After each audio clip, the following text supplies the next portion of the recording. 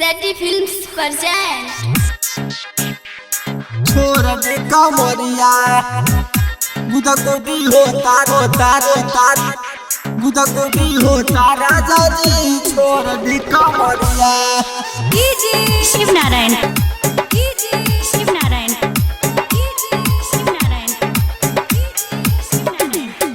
बनल नइखे मुंड राजा बनल नइखे जातारा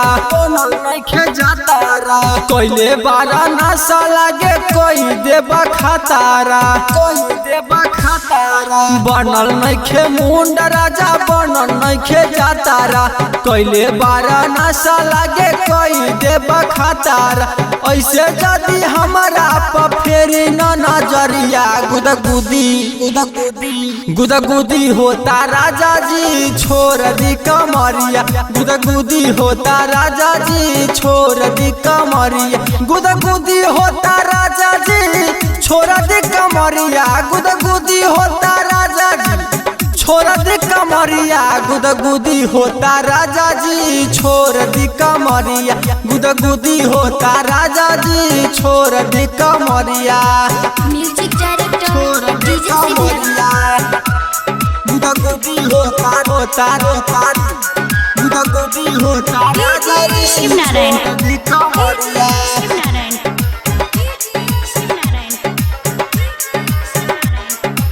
नशवा में देहिया के कोई दे बदा साजी बुझता निराउर हम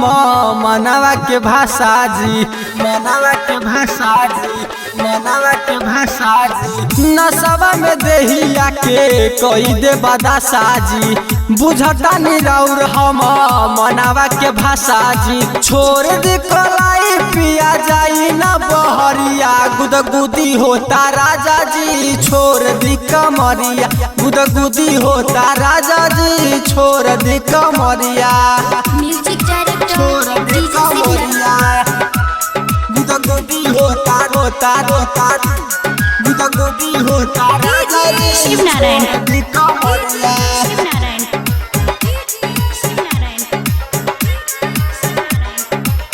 अजय ठाकुर सैया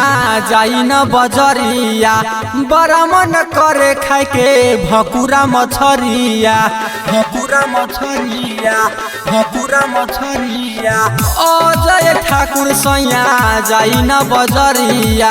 बड़ा मन करे खाए के भकुरा मछरिया राइटर रवि गोविंद बारे सहरिया गुदगुदी होता राजा जी छोड़ दी कमरिया गुदगुदी होता राजा जी छोड़ दी कमरिया।